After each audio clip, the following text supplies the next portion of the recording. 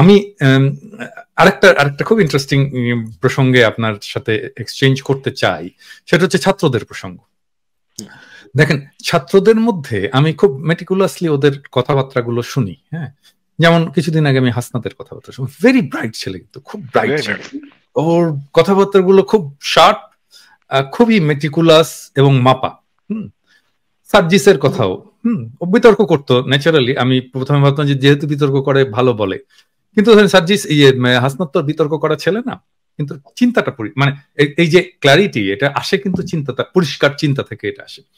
আমি ধরেন নাহিদের সাথে কথা বলি, নাহিদি ফোন করেছিল আমাকে, এবং খুবই পরিষ্কার চিন্তা, খুব পরিষ্কার এবং ম্যাচিউর চিন্তা। কিন্তু দেখেন, এই যে বিপ্লবটা হলো ছাত্রদের, মানে তারা তো এটা স্পিয়ার হেড করলো এবং সামনে থেকে, তারপরে তারা জাতিটাকে ঐক্যবদ্ধ রাখতে পারলো না কেন? মানে এটা কি ছাত্রদের ব্যর্থতা নাকি এটা বড়দের ব্যর্থতা? আপনি কি মনে করেন যে জাতি ঐক্যবদ্ধ পুরো মানে নাই? আমার তো মনে হচ্ছে না। আমার এখন কেন জানি মনে হচ্ছে জাতি ঐক্যবদ্ধ নাই। মানে এটা অনেকগুলো কারণে, ধরেন আমি আমি কয়েকটা এক্সাম্পল দিই। মানে আমি তো ইয়েতে দেখি, আমি তো ফিজিক্যালিও দেখি। ধরেন এখন যদি ছাত্ররা একটা জনসভা করতে যায়, লোক হয় না কেন?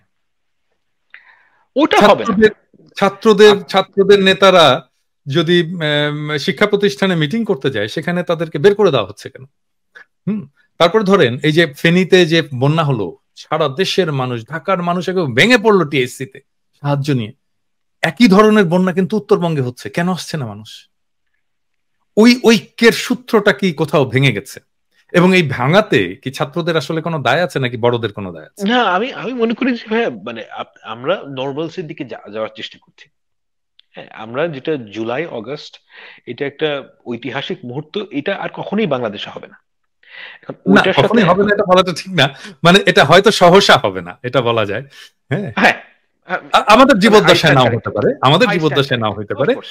হ্যাঁ, আমার ভুল হয়েছে, কিন্তু হ্যাঁ, ইউর রাইট। এটা এটা হয়তো সহসা হবে না। বিপ্লবী মুহূর্ত তো আসলে শতাব্দীতে হ্যাঁ, আসে একবার হয়তো। Your right. মানে আমি, মানে আমার কথার স্পিরিটটা হচ্ছে যে এটা একটা once in a life time ধরনের ঘটনা।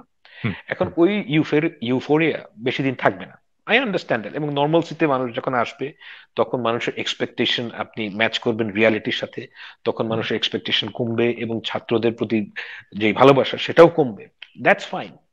হুম, বাট এবং ওইটার থেকে আপনি যদি জাতির ঐক্যবদ্ধতাকে পরিমাপ করতে চান, সেটা আমার মনে হয় যে এটা ওইভাবে পরিমাপ করাটা সমীচীন না।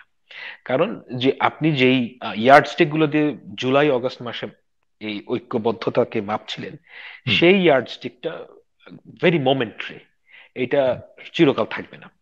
এখন ছাত্রদের কি এখানে দায়ভার আছে কিনা?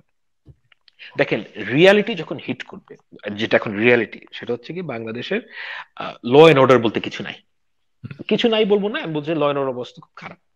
হুম, এবং অনেকে এটাও বলছেন যে আহ, আহ, মানে ধরেন 2-3 মাস আগে যে ল এন্ড অর্ডার ছিল, মানে প্রি বিপ্লব যে ল এন্ড হুম, অর্ডার ছিল, তার হুম, চাইতে খারাপ অবস্থা হুম। এখন। সেটা তো হবেই, কারণ এমন তো হওয়ারই কথা। ব্রিগেডিয়ার জেনারেল সাহেব যদি ডাকাতি করতে চান, তো হ্যাঁ, মানে এটা তো এটা তো হওয়ারই কথা। মানে আমার এক্স্যাক্টলি, এক্সপেকটেশন রিয়ালিটির সাথে টাই। এক্স্যাক্টলি। আমি আমি মানে আশ্চর্যজনক জিনিস কখনোই এক্সপেক্ট করি না। তো ওইটা তো হওয়ারই কথা এবং তাই হচ্ছে। যেটা আমি আশা করি সেটা হচ্ছে কি, যে এই অবস্থা চিরকাল যাতে না থাকে। মানে এখন যে, কারণ আমি এই অবস্থাকে ভয় পাই।